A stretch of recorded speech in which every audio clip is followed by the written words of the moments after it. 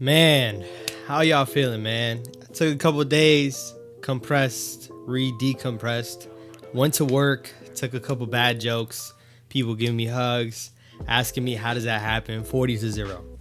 Now, I took a couple of days to take a step back, think about what happened, think about what we can do moving forward, and think about one of the biggest reasons why we couldn't perform Sunday night. As you know me, if you've been following the Juke for a little while, man, if you've been following me, I've been very contingent on this team improving from what happened last season, improving from a talent standpoint, and also translating into the continued production for the team. People continuing to develop. Now, I know you've seen the title of this video, man. I will be ranting, and I'm not a guy that yells. I won't be yelling, but there's certain things for this team that's just been on here for way too long. Way too long. One regime to the next. It's been bad. And before we dive in, I just want to let y'all know, appreciate y'all for who joined in on the live, man. I appreciate you so much, making a dream of mine come true. I will be live Friday night, 8 p.m., talking about the match for Arizona, possibly talking about anything that's going to take place, because you might see some things shake up. And when I say things shake up, it might be with the offensive line. Yes, we're talking about the offensive line. Evan Neal. What do we do with you? Where do we put you, Evan Neal? This season was very contingent on Evan Neal improving alongside having Andrew Thomas on the left side, and this team was going to make leaps and bounds from what they did last season. Now, Evan Neal, number 7 overall pick for the Giants, coming in as a big standout, one of the best tackles out of that class. People loved him. We loved him. I still, to an extent, love him, but after seeing what happened on Saturday, it's tough to really love. Evan Neal stands at 6'7", and somehow, some way, I see this man getting tossed around like a rag doll. I've seen third stringers, fourth stringers going straight around this guy like he's nothing. This is one of the top prospects in his class. Last year against Dallas, his worst start to his career, and he said it, one of his worst games he ever played in his life. He's never got dominated like that in his life last season. So now going into this season, going into the offseason, you see him go to all these different pros, all pros, Hall of Fame tackles, seeking advice. And I commended him for it. And I still commend him for it. Realizing, hey, I can't do this by myself. Before, I used to be a lot more talented than everybody. Now it's not like that. I got to switch things up. But I got to sit here and ask, what changed? What changed? That offensive line performance that we saw on Sunday night was one of the worst things I've ever seen in my life. Probably the worst. From being a Giants fan to watching any game overall. We had no shot. Now, people going out here and saying Daniel Jones did bad. Say whatever y'all want, man. When it's 40-0, there's nothing you can say was good.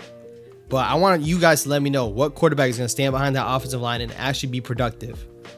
He had 1 second to throw the ball, 2 seconds to throw the ball. And every time he had to make a decision and try to look downfield, because once again, we thought this offense, we thought these wide receivers were going to be able to go downfield and make game-changing plays. It's hard to look downfield when you got a guy barreling at you right away. There's other people on this offensive line that I'm going to touch on, but right now on Evan Neal, once again, Dorrance Armstrong making you look like mincemeat. Micah Parsons had your head spinning everywhere. Like, we game planned for this game, and it almost felt like we didn't. I understand the blocked field goal. I understand all the momentum, but we looked unprepared. Blame that on coaching all you want. We can talk about coaching, and some of it I will have to say is on the coaching, because it's kind of ridiculous that all these top 10 talents that we draft are not resulting in something. They're not developing into anything. But what I can say is Evan Neal, from man to man, can you block somebody? Like, are you going to continue to get tossed around man to man on a rival? This is a rival game against the Dallas Cowboys, and they've owned you twice now.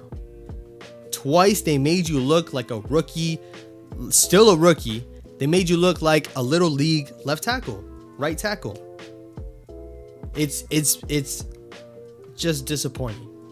It's disappointing because once again, you go into the first game of the season, you had the hopes up here, but without an offensive line, you can't operate. You can't operate. Glowinski needs to be gone. No excuses, no anything. We all seen during the preseason, We seen guys rotating. Ben Bredesen, Glowinski, and Josh Azudu. Is that an all-star studded offensive guard group? Definitely not. But Glowinski is not the answer. I can tell you that. Josh Azudu, you just drafted. He was a rookie last season. I'd rather see him play.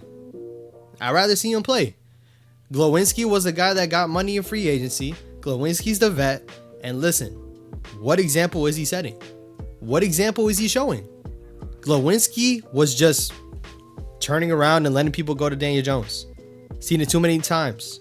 They'd run a little stunt. Glowinski's taken back by it. Beeline to the quarterback. We can't succeed with these players on our team. The right side of the offensive line was terrible. Terrible. Now, did anyone do great? Andrew Thomas got hurt, but he actually looked okay. He didn't look like himself, but he didn't surrender a sack on that left side. Ben Bredesen didn't look terrible. John Michael Schmitz, I'm gonna be real. I didn't see much out of you. I didn't see anything bad to talk about besides, can you snap the ball correctly, man? Can we pick it up? Once again, it was terrible to watch because this is after a whole off season of planning and whole off season of preparing. I understand what everyone's saying about gelling, coming together. Where was that for the Cowboys? They looked ready. They looked ready to go. Meanwhile, the Giants were still thinking about what happened in Philly. That's how I honestly feel. It's a bad situation. It's only one game. But dang it, it was one game on primetime television in front of the whole world. Week 1, we knew what it could have been for the NFC East and for this team moving forward. And 40-0 happened. Now, after talking about it now, we can push it aside, push it behind us, move forward to Arizona. If you go and play with Arizona and they beat you guys, we're going to be in loads of trouble. This season is in jeopardy. Players will get cut. I'm predicting it right now. It's not going to happen right after week 2. But guys that really don't have a point in staying here, you might see them go. We had aspirations to make another playoff debut and move forward. We don't trade for a guy like Waller to not expect to play better. You don't trade for guys like Isaiah Simmons on a 1-year prove-it deal pretty much just to see where we can go. You're trying to improve off of what happened last season. And listen, that was embarrassing. It was embarrassing. It was embarrassing to be a Giants fan. It was embarrassing to watch. It was embarrassing for the people that were in the stands. I feel bad for people that paid money to go watch that game. It was bad. So, listen, I hope you pick it up. I hope moving forward we don't see it's hard to do worse than that. It can't get worse, right? And I might be having to clip this if it does get worse because it can't get worse. So we can only sit here and hope that guys like Neal can strap up and for his sake, man to man, stand up and block for your quarterback. Glowinski, I don't even want to see you starting, but if you are, stand up man to man and block for your quarterback.